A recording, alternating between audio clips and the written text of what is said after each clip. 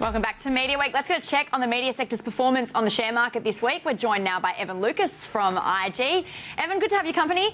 Talk us through what's going on with car sales. They've had a huge rise in the share price, a couple of stakes across Asia. Certainly have. They're probably the biggest corporate action moves to see probably for at least the last 2 or 3 weeks. And the last 24 hours has been an amazing ride with regards to car sales. So today we have seen a continuation on from the news that they are going to acquire an additional 3% stake in iCar Asia, which is they already have a 22% stake. That's a Chinese-based brand, but the news that's coming out of them now is that they've picked up 49.9% in SK Encar, which is a South Korean online and also physical distribution dealer over there. They're going to pick up the entire online part. That continues their story with regards to that online driving. The company is very, very excited by this. The way they equated it is that they expect 1.6 million cars to be sold over in South Korea this year. That's 60% more than what they sold in Australia, and that's the other way they look at it is that 3.3 million cars of used cars are supposed to be sold over this current year as well. All going to be EPS accretive in FY14. Very, very exciting. It saw the share price up as much as 14%, has come back a little bit, sitting up around about 7.5%. Very, very good news story. Continues their international expansion, and it is one to watch. It is how they're going to have to grow is through international, but it is a reasonable deal, $126 million done by either debt that they get from the NAB or also an offtake agreement. So it is a very, very exciting story. Very interesting news coming out of car sales indeed. Valuation-wise, though, Evan, does it have much further to run? You could look at that. Again, having a look at what the brokers say, the brokers are sort of divided. There is a lot of people that have them on their conviction buy list, but also some people suggest they are fully valued. So they're currently trading around about 18 times earnings. Will be interesting to see how this synergy works, because it does look like a very, very exciting possibility. The fact that they are going to see a huge good amount of turnover, it's, as I said, EPS and also EBITDA accretive, and that will be a good thing. It may actually see some of those target prices and also the valuations changing. So good thing. It is a little bit fairly valued if you want to look at it from the current metrics. Have to wait to see what the brokers say after probably the change and what will happen from the news that we're currently seeing out of them. All right, and Fairfax at 1-year highs this week. Investors seem to be buying into that turnaround story. They certainly are. So Fairfax is now back at what we saw in 2011 even, so they've gone even over those 52-week highs. It's all about their current capital sort of management. We have seen them with that turnaround story. The brokers are still a little bit sort of iffy about it. They haven't really changed, but they are remaining open to M&A stories. We're still looking for the fact that they are paying out a 55% dividend ratio, and they are very much focused on that sort of growth display unit, and the investors themselves are buying into it. So it's nice to see that Fairfax is starting to turn a corner on the share market. What we now need to actually see is that the revenue remains there. Only thing to be aware of is that we did see a little bit of a decline at the start of the year on their print media, but the domain area and their domain metric is continuing to do very, very well. So that is where we're watching. Watching domain particularly, it may offset any sort of the slide we've seen in print. How does it stack up against its competitors? Yeah, it's interesting to have a look at maybe something like 7 West Media, because it's got obviously the Western Australian arm in there. You can also probably throw in there something like News Corp as well.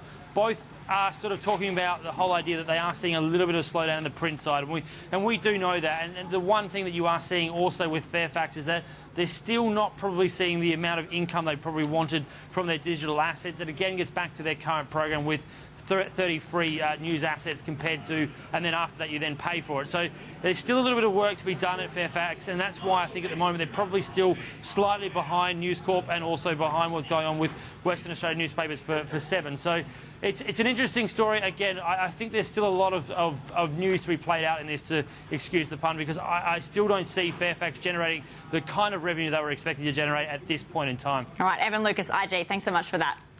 Thanks, Ingrid.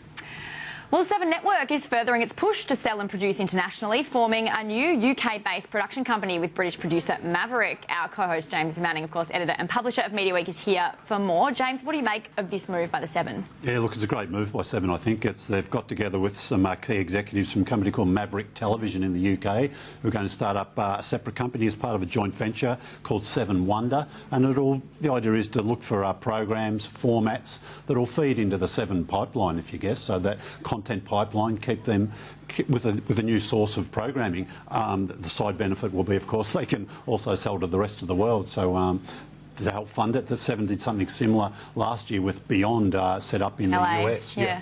Yeah, so I set up a joint venture company there. So they've sort of got the globe covered, if you like, from the US, from Europe, sort of looking for formats, looking for programs that they can be producing, selling into Seven, feeding into them here, and also, you know, supplying other territories. Are they the only network doing this, or do you expect other networks to follow suit? Yeah, look, I think they are. Yeah, definitely internationally. Seven have always been very keen on producing as much as they can in-house. You know, they do most of their programming in-house. The independent sector aren't very happy about it because it's always a little bit harder for them to get a sale to Seven, where they, you know, they'll go to 10 perhaps. 10 buys. Richley hasn't got any set up in-house. 9 does some of their stuff, but Seven do it completely. Okay, speaking of free-to-air, Freeview's revealed its details of their Freeview Plus product. How's this going to help fight online streaming and Foxtel and things like that? Look, Freeview are basically getting this up. I think they want to counter some of the impact that probably IQ3 is going to have when Foxtel release that later this year. That's going to be a pretty amazing set-top box. Freeview want to make sure they've got a good offering that'll keep their free-to-air customers, which is still basically about 70% of the population.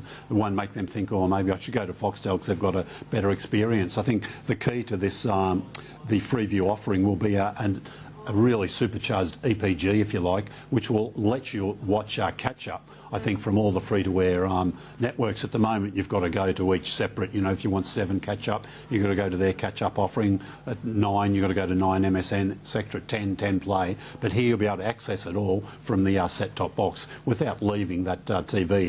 It'll be using, if you like, combining broadband and free-to-air broadcasting. So will this help 7, 9 and 10?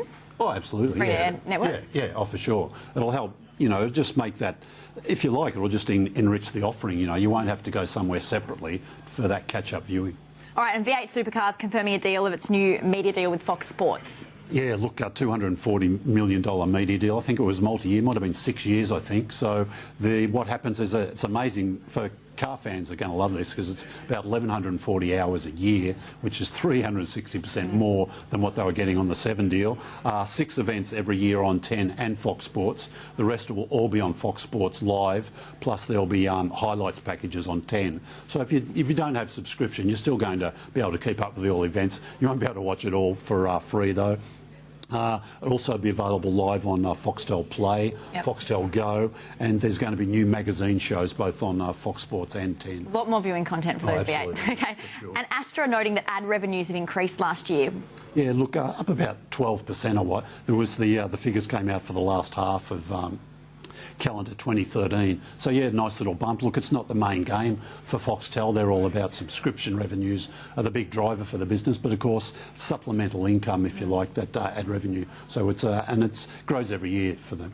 And Astra announcing just quickly the winners of its industry awards this week. What were the main winners? Yeah, look, Foxtel won a couple for Foxtel Go, Foxtel Play, MCN won for a Kellogg's initiative, and some of the channels, Soho, Channel V, Fox 8, Lifestyle U, Nickelodeon and Eurosport. All right, well, we do have to take a quick break here on Mediaweek, but coming up, we'll take a look at the TV ratings for week 9. That's next.